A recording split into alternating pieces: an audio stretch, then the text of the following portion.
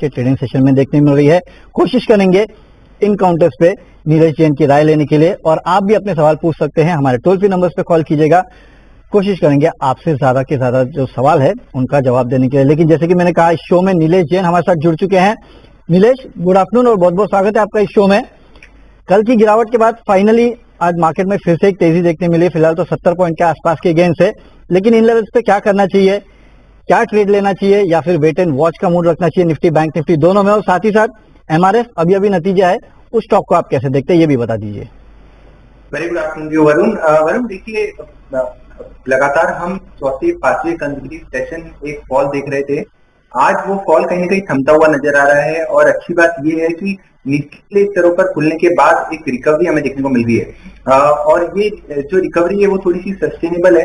But मैं कहूंगा ये एक नियरली एक पुल बैक ट्रेड होगा, यहाँ पे कोई ट्रेंड रिवर्सल अभी इंडिकेशन नहीं मिल रहा है। जो पुल बैक है वो निफ्टी में यहाँ से एक्सटेंड हो सकता है 16,450 से 16,500 तक के लिए, और नीचे तरफ पर देखें तो 16,200 के आसपास का एक बेस बनता हुआ नजर आएगा। अगर 16,200 के लेवल ब्रीच हो जाते हैं क्लोजिंग बेसिस पे, तो यहाँ पे एक बहुत बड़ी गिरावट हमें देखने को मिल सकती है। बट फिलहाल के लिए जो भी लॉन्ग पोजीशन है 16,200 का स्टॉप लॉस स्पॉट में मेंटेन करके चल सकते हैं। वही बैंक निफ्टी में देखिए, आज के सेशन में एक थोड़ा सा आउट परफॉर्मेंस देखने को मिल रहा है। जिस हिसाब से एचडीएफसी बैंक जहाँ पे लीडरशिप दिखाता हुआ नजर आ रहा है, तो यहाँ पे भी 34,800 35,000 तक का मूव हमें यहाँ से कंटिन्यूएशन ऑफ अप मूव देखने को मिल सकता है। बट जो फ्रेश राउंड ऑफ तेजी होगी वो होगी 35,000 के निकलने के बाद। बट फिलहाल के लिए यहाँ पे भी मैं कहूंगा सिर्फ और सिर्फ एक पुल बैक की तरह ही इस पर्टिकुलर मूवमेंट को लेना चाहिए। जो मोमेंटम है वो यहाँ से हालांकि थोड़ा और एक्सटेंड हो सकता है। तो ओवरऑल हमारा नजरिया ये है कि बाजार में यहाँ पे काफी समय से एक ओवरसोल्ड टेरिटरी में निफ्टी बैंक निफ्टी दोनों ही ट्रेड हो रहे हैं, तो एक पुल बैक काफी समय से अवेटेड है, वो हमें देखने को मिल सकता है। वॉलेटिलिटी इंडेक्स 22 के आसपास है, यहाँ पे नजर रखनी होगी। जब तक ये 20 के नीचे कूल डाउन नहीं होता है तब तक कंसिस्टेंट बने हुए हैं। अगर हम एमआरएफ के ओवरऑल चार्ट स्ट्रक्चर पे नजर डालें, देखिए नतीजों के बाद काउंटर एक पॉजिटिव टेरिटरी में ट्रेड हो रहा है। पिछले 3 दिनों में लगातार गिरावट हम ऑलरेडी देख चुके हैं, तो कहीं ना कहीं एक वर्स्ट है वो प्राइसिंग हो चुका है। अब यहाँ से जो पुल बैक एमआरएफ में है वो कंटिन्यू होना चाहिए 72,000 तक के लिए। तो 72,000 तक के लेवल के लिए जिनकी भी लॉन्ग पोजीशन है बने रह सकते हैं। करंट लेवल पे फ्रेश खरीदारी कर रहे हैं, तो यहाँ पे स्टॉप लॉस जो होगा वो होगा 68,300 का। 68,300 के स्टॉप लॉस से यहाँ पे 72,000 के अपसाइड के लिए एक पुल बैक ट्रेड यहाँ पे लॉन्ग साइड में लिया जा सकता है। और जो इसका ट्रेंड रिवर्सल है, यहाँ पे एक inverse head and shoulder pattern बड़े टाइम फ्रेम पे बनता हुआ देखने को मिल रहा है। 200 एक्सपोनेंशियल मूविंग एवरेज भी 72,000 के लेवल के आसपास है। तो 72,000 के लेवल डिसाइडली पार हो जाते हैं तो यहाँ पे 78,000 से 80,000 तक की अपसाइड हमें देखने को मिल सकती है। ओके, तो चलिए 72,000 के बाद 80,000 के आसपास के लेवल भी जो है वो आपको एमआरएफ दिखा सकता है। तो ये है एमआरएफ निफ्टी और बैंक निफ्टी पर आए। इस बीच आईसीआईसीआई बैंक के लिए भी एक खबर आती हुई कि सेंटेंडर यूके पीएलसी के साथ इन्होंने एक करार किया है। हालांकि करार क्या किया है वो अभी तक निकल के नहीं आया, लेकिन एक करार जो है वो आईसीआईसीआई बैंक ने किया है, तो इस पे भी नजर रखेगा। नीलेश, एक सवाल आपसे पूछना चाहूंगा। आपने कहा कि 16,200 अगर टूटा तो बहुत बड़ी गिरावट आएगी, अगला लेवल कौन सा इंपॉर्टेंट? 16,200 अगर टूटता है तो देखिए, अगर हम रिट्रेसमेंट थियरी पे गौर करें तो मार्च की जो रैली थी 15,700 से शुरू हुई थी, 18,100 तक वहां पे हमने मुंह देखा था। इस पर्टिकुलर रिट्रेसमेंट का 78.6% रिट्रेसमेंट आता है 16,200 का।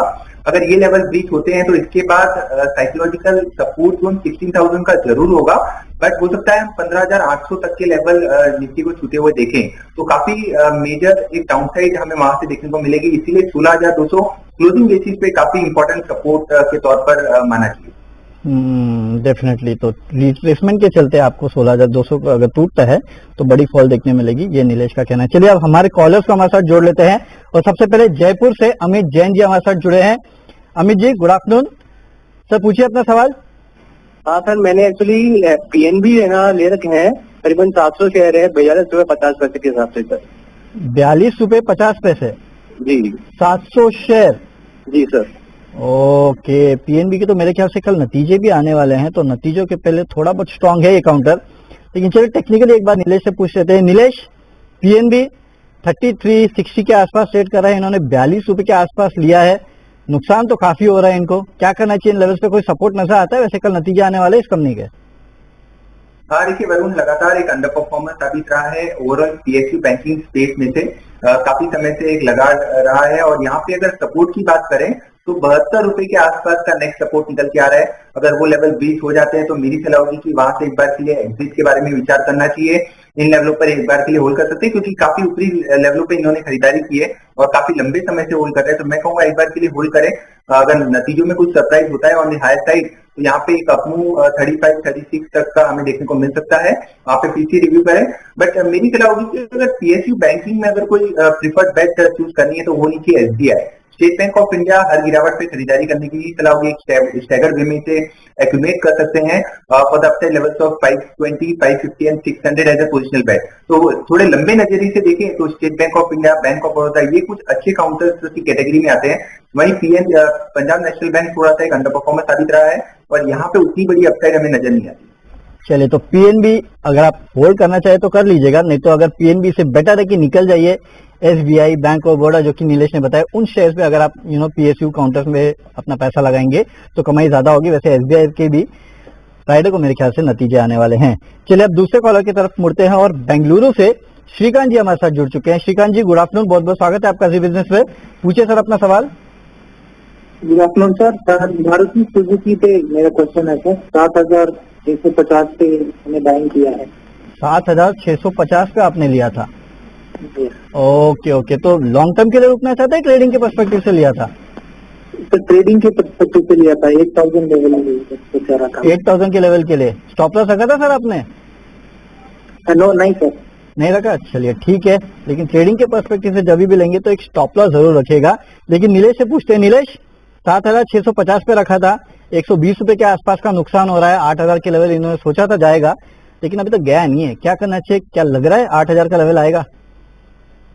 देखिए, ज्यादा बड़ा लॉस तो यहाँ पे नहीं हो रहा है। प्राइस के मैं कहूंगा ऑलमोस्ट आसपास ही खरीदारी की है।